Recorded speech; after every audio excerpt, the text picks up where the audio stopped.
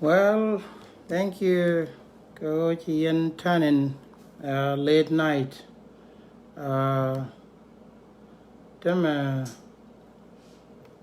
Thì bên cháu mình gửi để lật đã mới thôi lắm. Cái video mà đi share mấy link cho đó rằng này cái ngày giờ cái mình share link rồi ba mình lật đó ba lật cái only maybe 15 minutes. Đây in video đây in share.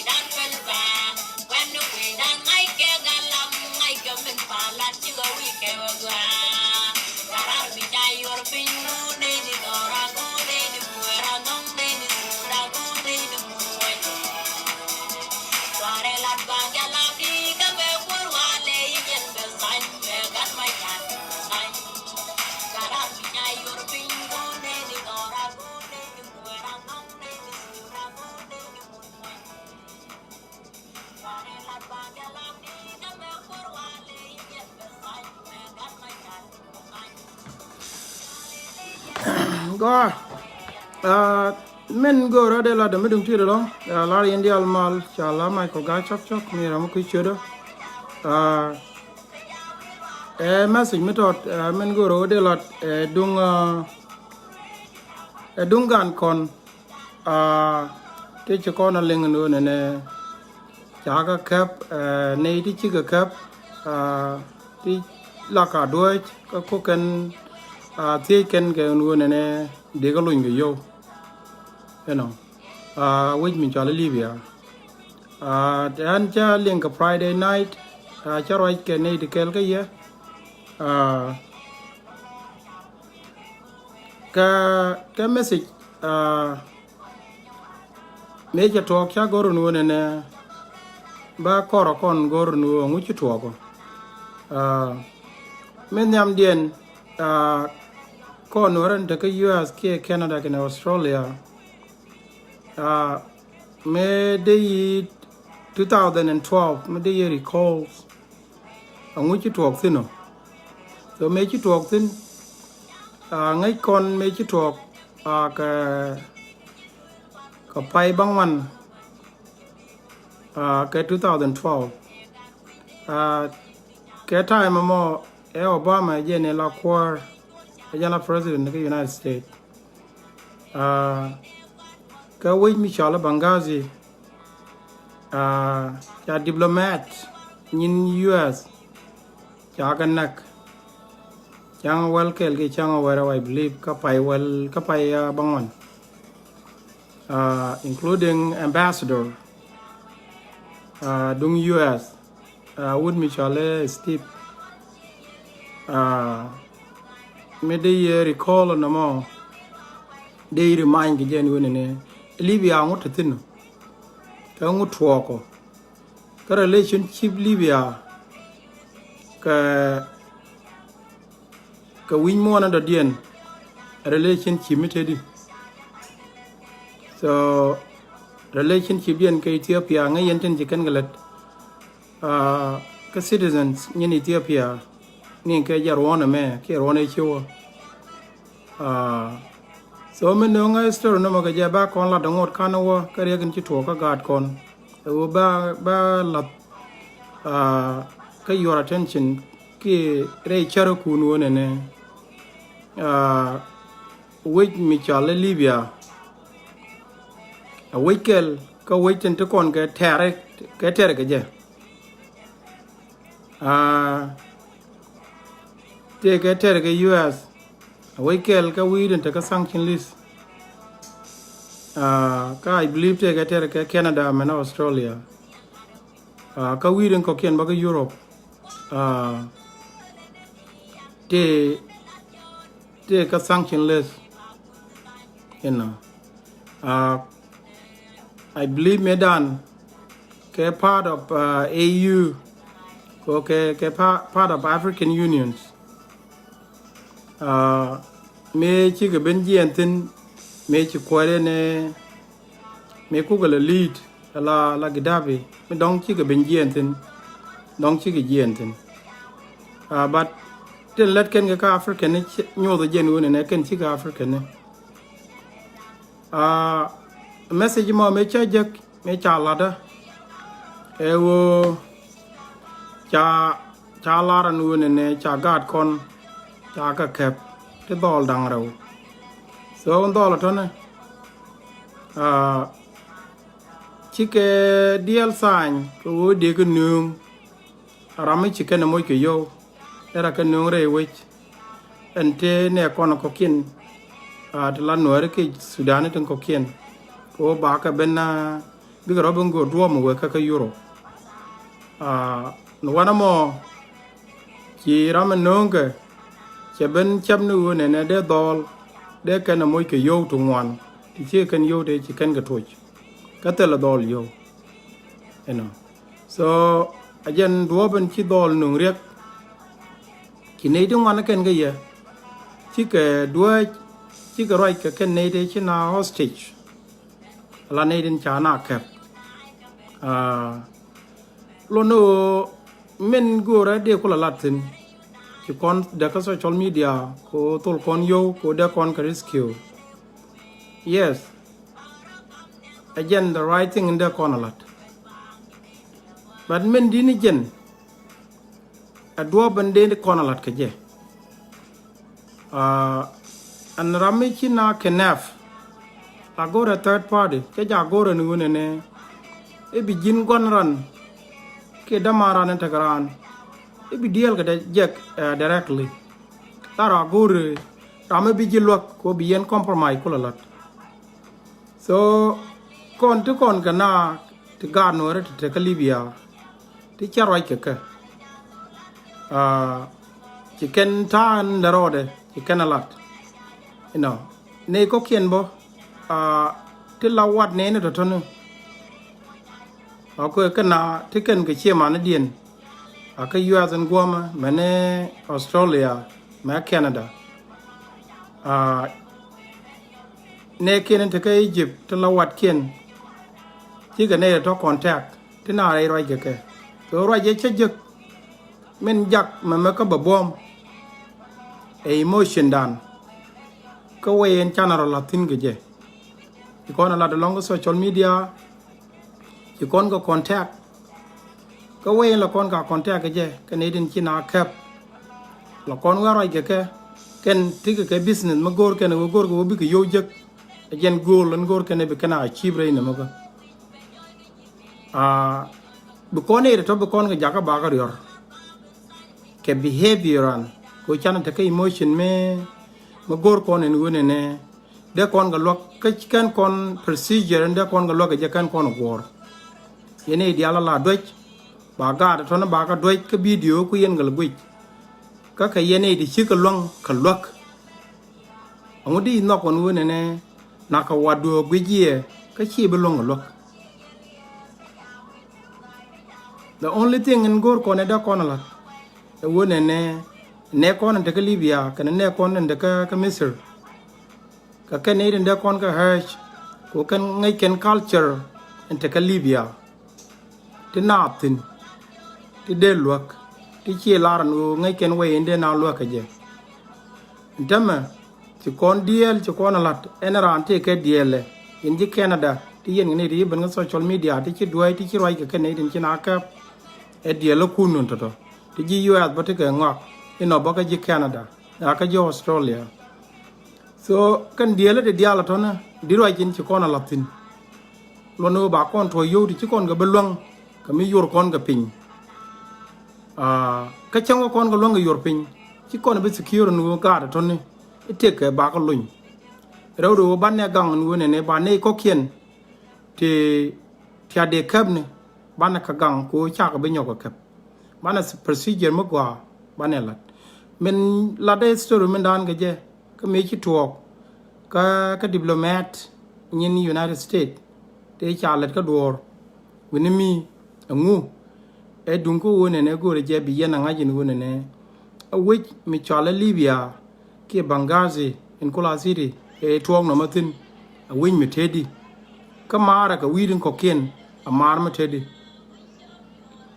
de yana ngaji win mi tel kon Western Union ge I believe tel ka Western Union ge Canada Australia I know US for sure tel ka Western Union tel ka any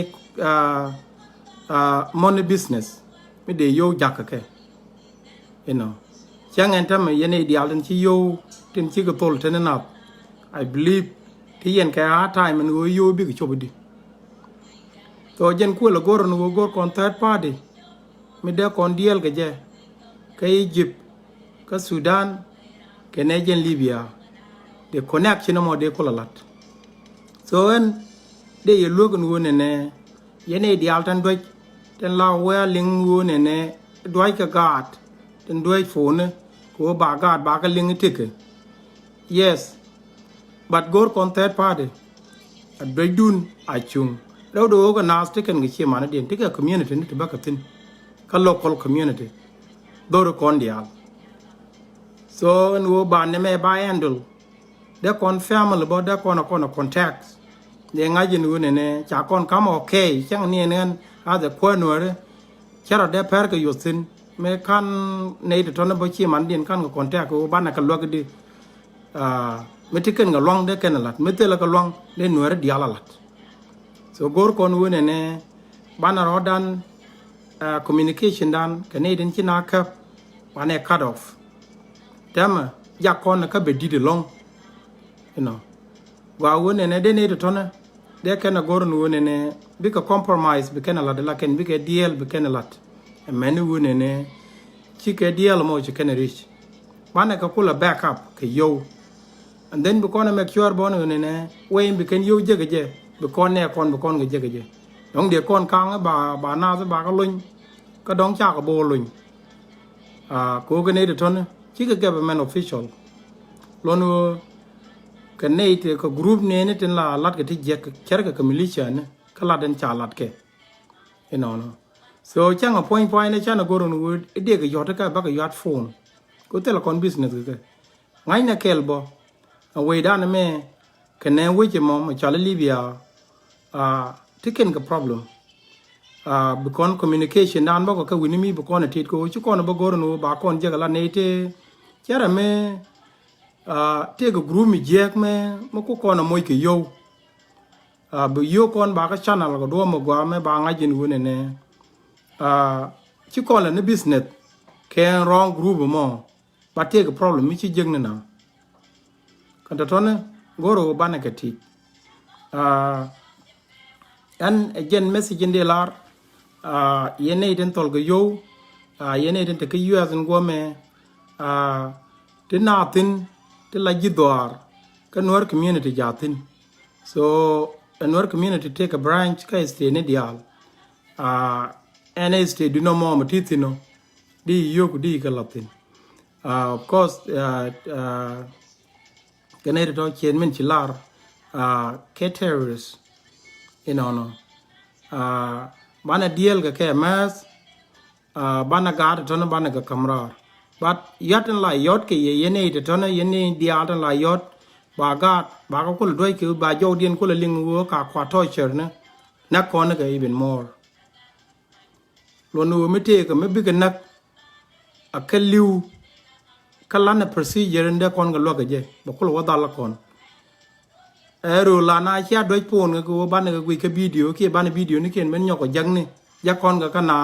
bi ko loy dan bi ken ga jet ci ko la den let ko ni ko ne belong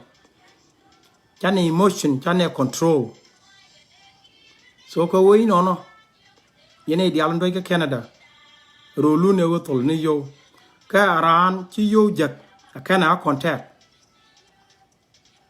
so yene di alan tol yo te le yo to bi jak kana contact but keep in touch ke family god to ne manikin gan gwanikin what kien en tero le me ba ka process ten ba lat ba ka lat kel but chwara ke doje ka mo gor ko ni de bana doje ka to kon na ka Egypt ti bidiel ke ne de ton to kon na ka Libya ti cha ko na ka ka charai ke wen ba na lo ke je bi ken lat bi ke Libya karodien bi ko rom moy ke na bo ten la wat kien ten ngai ke ken gi jogo no te ne ke na te grek lo ga nei den nga ne tona bana go moy yo bi go compromise bo ne kiena tona bo ko le te we ma bana to ba ka lel ge je again third party man lada so mu ko no wala alla wone ne e doy ko ne ke ka bo kon jo dien go ga ling ko ka torture bi gat ko ya te ne kon you know pal na loy kon pin bu ko ka kam kon ko ngar tona ci kon de no ko no de ge liu you number mi di de long ke liu but ram kel te ga lot ti tek de galon mi tek mi de loke je you know yene ideal ten roje dong cha wira pal pe nyan ta ko communication ko gore jen wone ne ba men ci tok ba nga ci lengo ko gore jen wone ne ba be na da be careful ko weje mo take terrorist list we down a woman ni pon yone wo be yore ga tin je ka Libya a problem kel dara wa fear ga ji chang da dien wu ne te ga business mi chilat mi kwai ke lode so bi ko ro dan gang ko kon jiro le me yang ni pan kon ta me ngai ke ji wo wi ro le mi you know when me te la kon connect in chang apply ki de wo tin you know kina trouble tin de yang aje we mo we kwan teran you know rew do wu ne kon bo ke na african na ka ro dien goro ke ne den kap ko na connection dia ne nungu ye ke beni kan Sudan no and Darfur tin la Darfur Sudan kon ke part of neme te lat kon ge ndam linken ge ko bi ro moy ke ne kien ti bi ke translate po ne den ka ko na ta Darfur re dien chi ke Libya krodien a group ne ne te chiro ya la ke bi krodien guriyo wan do ngai ne la de cha lat medan Somalia na bo me chi ro le la pirate te la babur le kan ga wa na gi so big yo wo ti ke tax kana so ani yen chan bi janya long men gora baladie o just chan communication dan Canadian chi guard cap ten nakana chan e cut off me chang big liu a liu ka tet nene te la wat kien ka tet Nuer community so yene tin chi ngade tin chi yo tol thank you ka laden chi yena lat go yeah act very quick I know we all care ke live gan kon ko kon care ke one another other community yemen chala ma be chung kel be chung dia le phain ran to chen kam ga gad kon ni nen chen gwe de chen no en ran la feel emotion la pain in ti gad kon tin la ja le de yen ta de pal no ko ko ne be ga pelka ko bene to lo den ja ko pal no ko ko ne ba kon kam long as a community ko ban ne me ban overcome we got it on the big tick so ko we no chen time di chen be na long pa ya ben let them sorry go che ben ka live late but logo be biet ko be teram we flay che men cha le jira dio ne ten la mal pet ko big tick ya walat en wo ne e bid na ne me go ro gwe magwa ni yene ten right ngai ni je nu kam nan ke Libya kam tedi nin point tol yo ne karwade no goro wone ne to kono be careful ke je yo ke cha jak ene ram chi jira mi chi yo tolo ka yene inte ka Canada ka Australia ku yo ton wa contact bi nyo ramen di kam yo to ko Australia bi nyo ramen di kam yo to ka Canada and then ba channel ba ka channel ge je ba nyo ye india al magur nu bi ge jakbo te lo magur te nu ba ka belel ke te mele al yo gur nu ne bi ge chop ka gwa ma gwa ka bi ga ga lok yo kon bi yar ga ga kon bi yar ka cha kon bi jo nu chan rong group chan ne pants ke yo ko de la re chi kon terrorist kon ga moy ge yo de ge je funding bo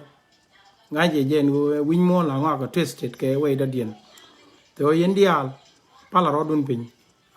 ci konte kay emotion mi di te ni de wande ni ta na te ni de dwaja ka te la jogu nu ne mo waga da to wako warrior lo nu ne birem dien te widu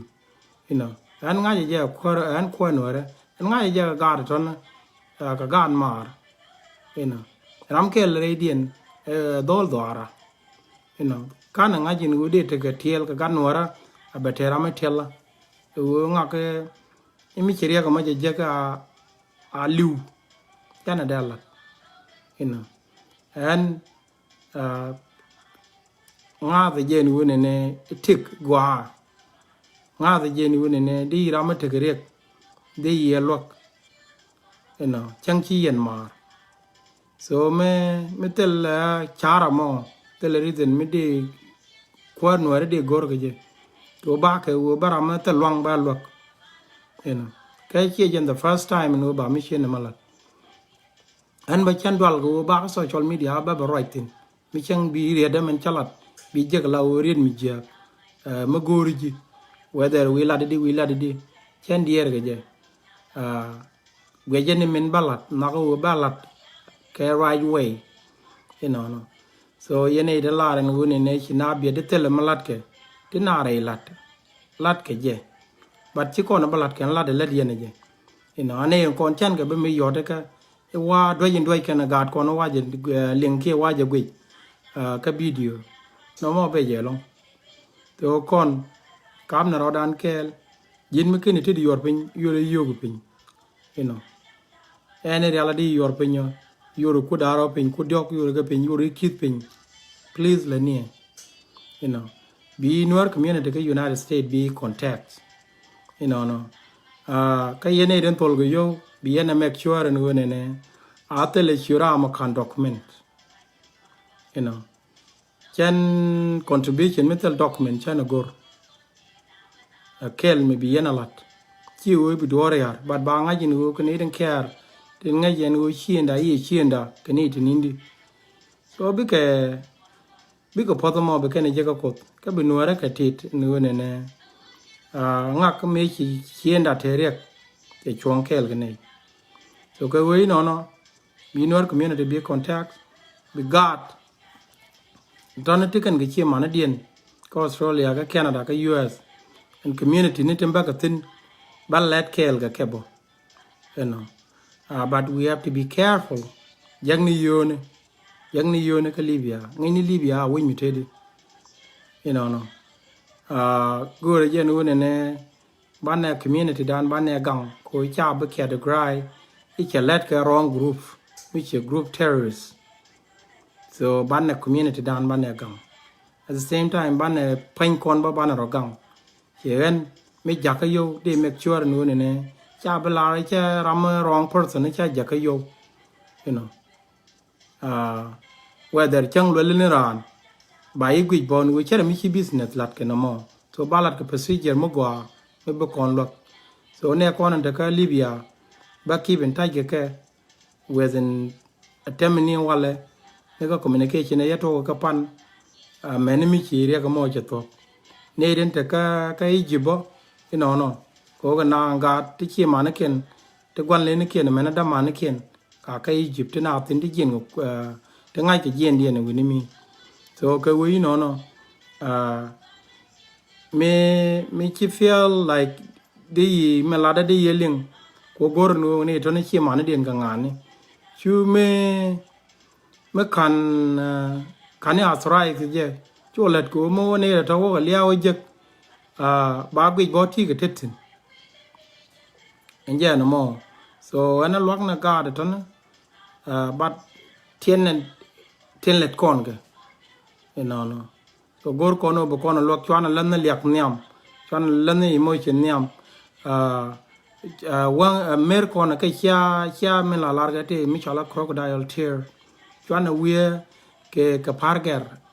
we ne la wo ngai kono let kono tok you know no